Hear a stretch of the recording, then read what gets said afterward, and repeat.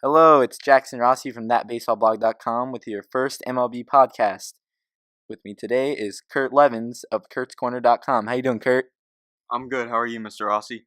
Oh, I'm great. Today we're going to be talking about the free agents this offseason, just the top five. So here we go. My top five, I have number one, Max Scherzer. Number two, I have John Lester. Number three, I have James Shields.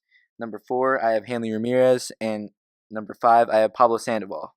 What do you think about these five picks? I think they are reasonably good picks, similar to what I see on the internet. Um, the thing that I would change about this is I agree with you on Max Scherzer being number one, John Lester being number two, but your 3, 4, and 5 I would change.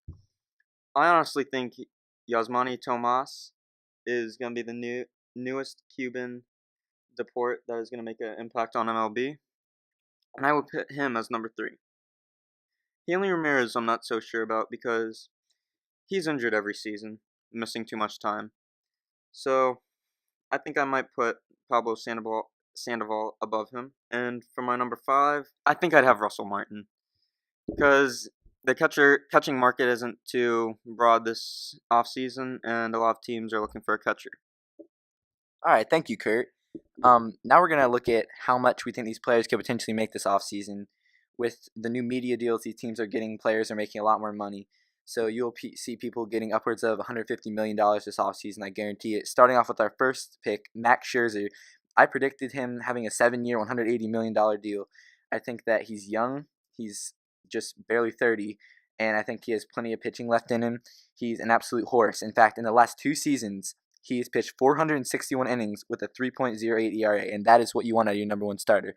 I don't think he'll win the Cy Young this year, but I think that he's going to be a second or third place. He definitely is deserving of the money he's going to get. John Lester, who was my second pick, a 6-year, $150 million deal. I think that's reasonable for him for what you're going to be getting. I mean, he's really going to give you a lot of innings. He's had a 219 innings this year with a 2.46 ERA. So he's going to let up less runs than Scherzer, but Scherzer's going to have some more innings.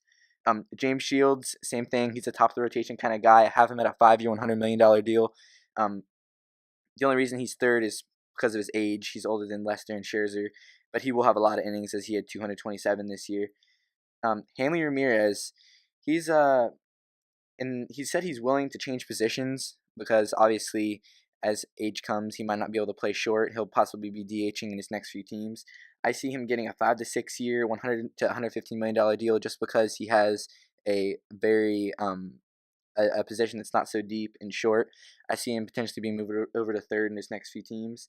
And for my fifth, with Pablo Sandoval, this offseason, people have been saying he could be getting upwards of $100 million. I don't have him there yet. I think he'd get a 5-year deal at around $90 million. I don't see him making $100 million this offseason, but I think he'll get awfully close. What do you think about this, Curt? I like your predictions, Mr. Rossi, but I have a few changes on this. For Max Scherzer, I don't think teams are getting used to long-term contracts being bad, so I think Max Scherzer might get around a 5-year, $140 million contract, shortening the long term. John Lester, I agree with the 6 years, $150 million, because John Lester, he's young, he's talented, plays to win. And Yasmani Tomas, I think he will get around a 5-year, $105 million contract because of how the Cubans are doing in MLB right now. And this kid has a lot of power. Supposedly, could be better than Jose Abreu. James Shields, top of the line starter. I think he'll get around a 4-year, $75 million contract. He's a great pitcher and could go to a lot of teams trying to contend this year. And my last one, Russell Martin, it was between him and Victor Martinez, but of Martinez's age, I went with Russell Martin.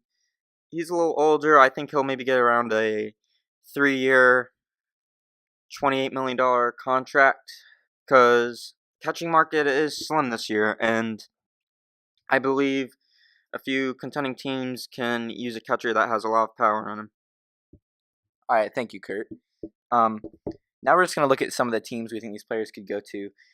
Max Scherzer, we know the Cubs, the Angels, and of course the Yankees are being interested.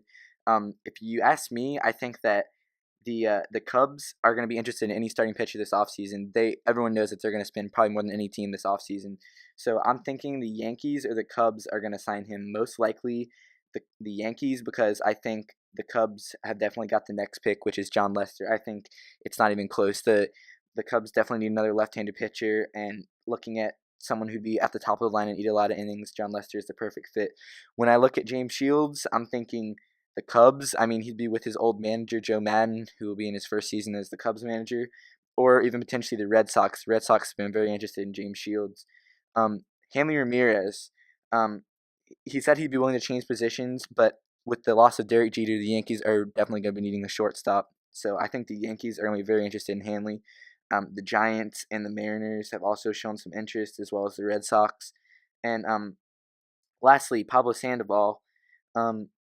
He's at third base, and I have the Yankees, Blue Jays, White Sox, Marlins, Angels, Astros, Tigers, and Brewers. A lot of teams have called him. There's actually been 10 this week that have called to meet. I think the most realistic is probably the Red Sox, because they have the money to spend after dumping a lot of salary this year. And I think that they're going to be looking to spend some money this offseason to get someone of his caliber. What do you think about these teams, Curt? Well, I think you made good inferences on what's going to happen. Max Scherzer, great pitcher. I think the teams that he could go to are mainly the Cubs and Yankees. I don't think the Angels would go that much money for a pitcher, because they already have a lot of money invested in other players like Pujols, Trout, and C.J. Wilson. Cole Hamels of the Phillies, who could get dealt. John Lester, I think he's a type of Cubs starter, because he's not going to be as much money as Max Scherzer, and thing is, he's a left-handed pitcher, and he brings experience to the Cubs. I think the Red Sox are in contention for him,